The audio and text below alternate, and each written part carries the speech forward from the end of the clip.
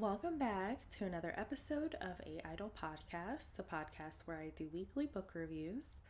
This week I read The Archer by Paulo Coelho.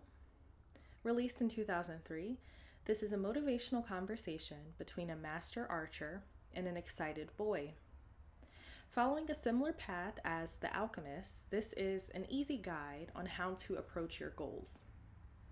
Told via the specified craft of archery, Coelho's metaphors for life create a safe space of relatability. So Paulo Coelho, for those who don't know, is known for The Alchemist. And if you are looking for a review on that book, you can head to Season 2, Episode 5.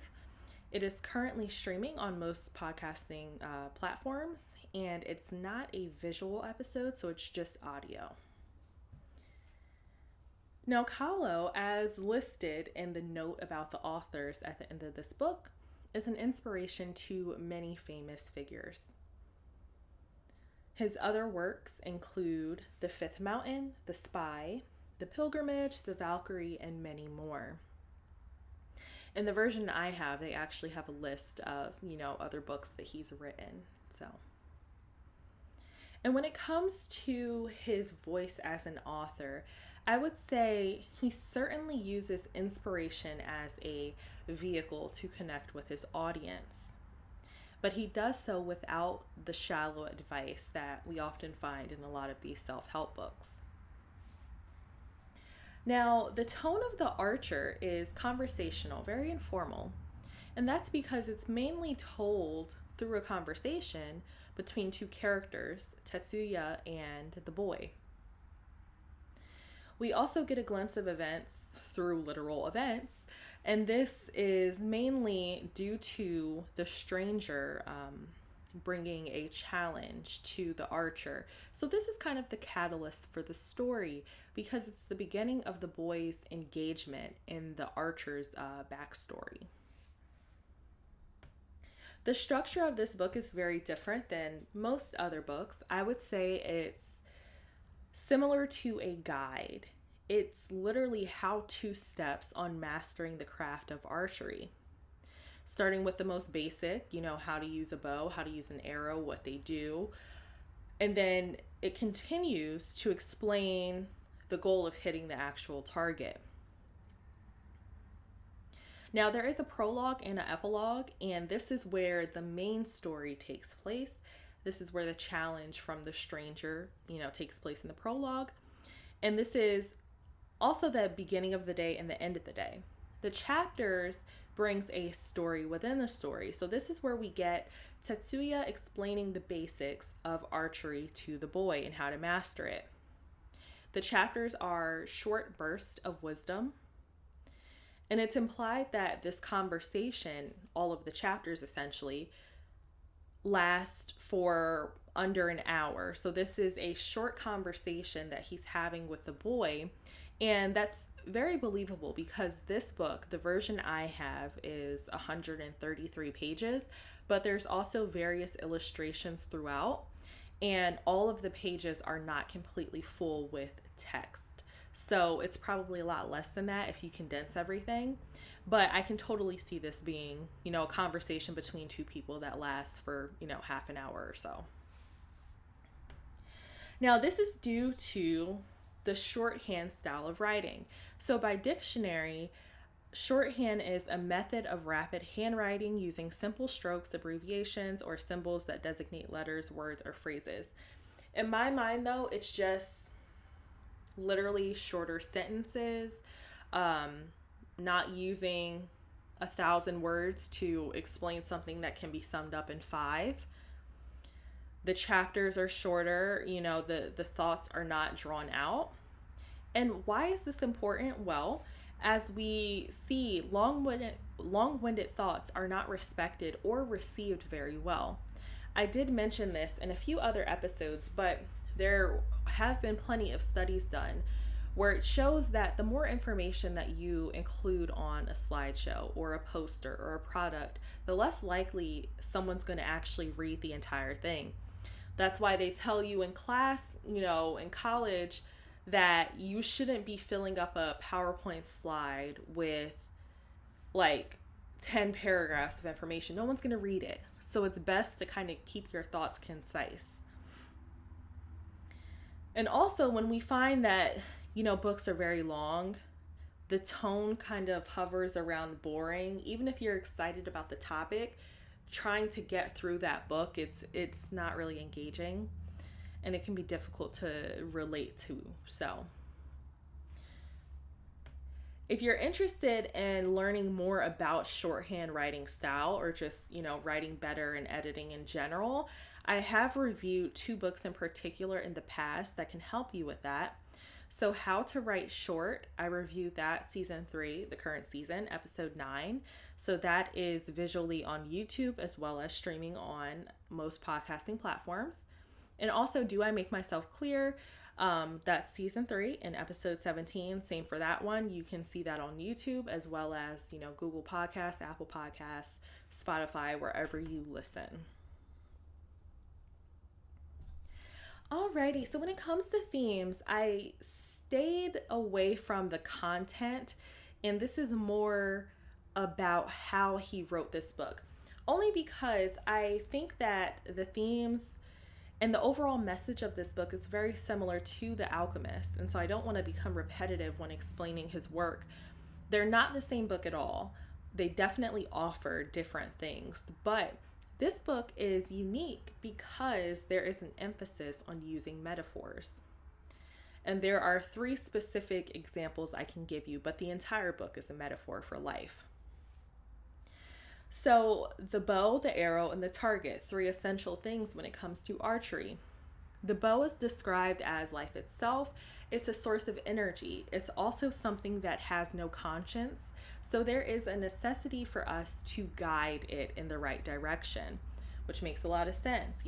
If you just have a bow, you need something to go with it. You need an arrow to, complete the job. Now, the arrow is described as the intention. This is the direction where this energy will be released. It connects all parts of this craft. You're holding it in your hand. It's touching the bow. It's going to eventually touch the target. The target is obviously the objective. So this is what you are trying to reach. What I enjoyed about his take on the target is that he explains that you need to really respect it. And this is because you need to recognize how much practice is necessary in order to hit this goal. So obviously, we're talking about archery when we're reading this book, but we're also talking about life in general.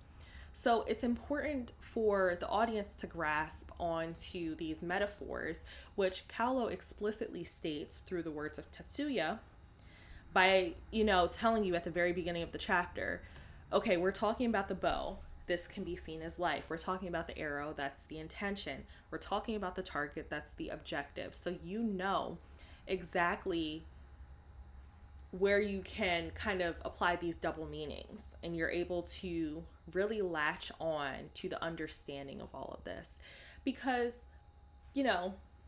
most of us don't know archery. We haven't ever really tried, or it's just a foreign concept to us. So it's important that he uses metaphors to pull in the rest of the audience so that we can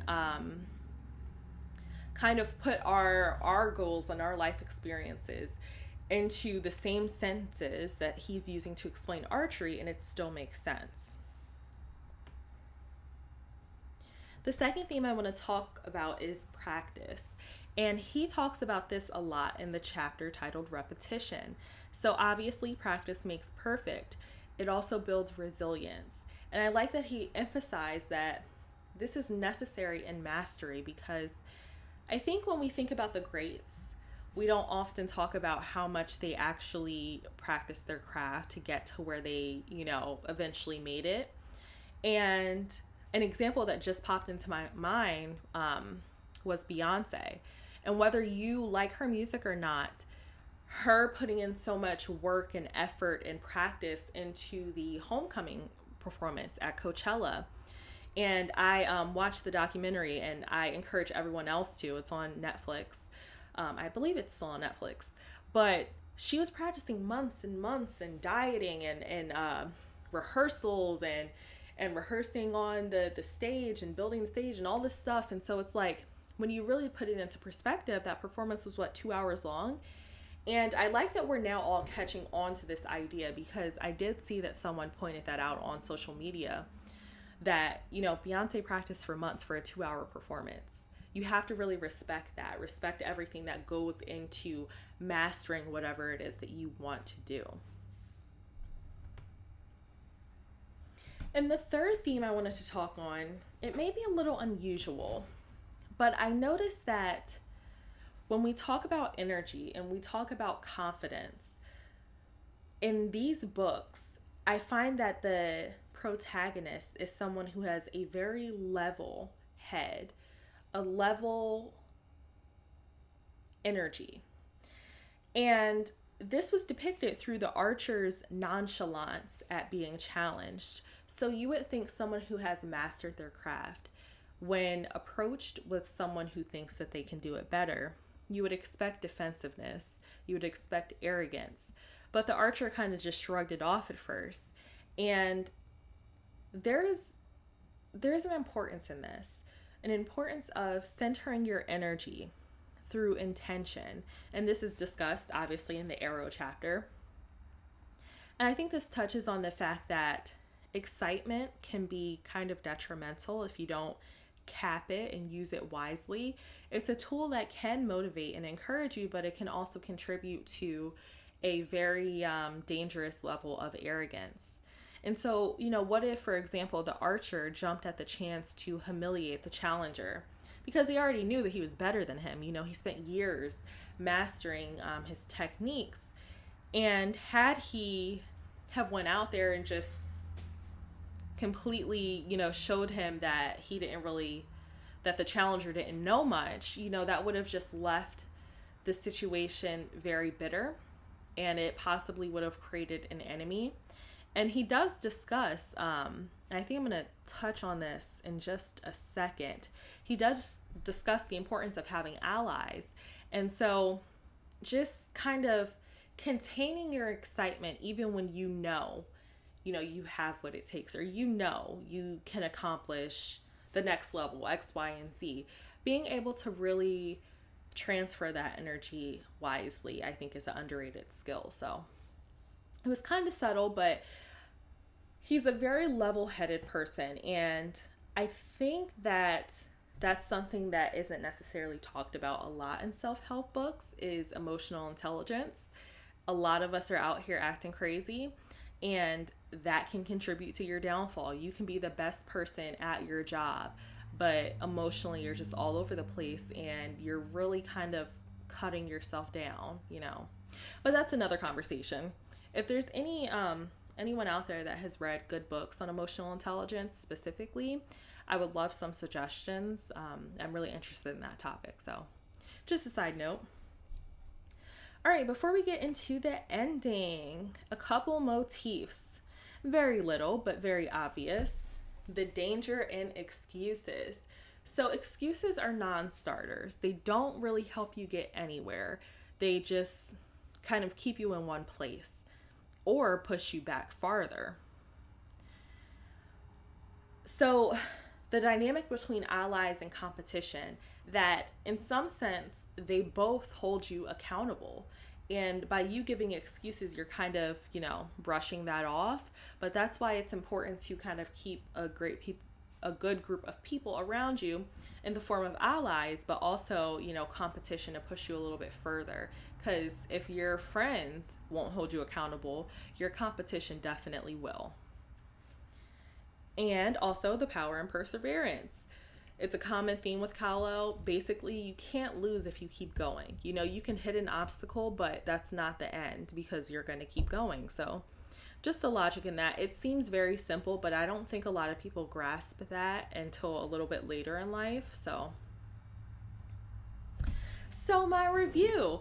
So, these were short chapters, short paragraphs. It was a short timeline for the characters themselves, and it was a short book.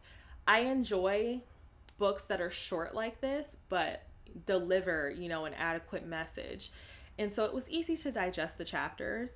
I think the illustration in this particular version contributed to the calmness because the pictures were really nice and, just kind of put me in a therapy mood. I don't know. Nice, tame colors. I think that I got this from Target. So if you want to purchase this book, it's pretty cheap because it's kind of old. I would get this version from Target. So for all my visual people, you can see which one I got. Now, I think this is a complex concept for some people, but it's made easy to understand for most through, simple storytelling. It's definitely worth the read. It's worth the reread. And because it took me I want to say it took me maybe 45 minutes to read, but that's including in breaks I took to, write notes and do other stuff. So you could probably honestly get through it in 20 minutes.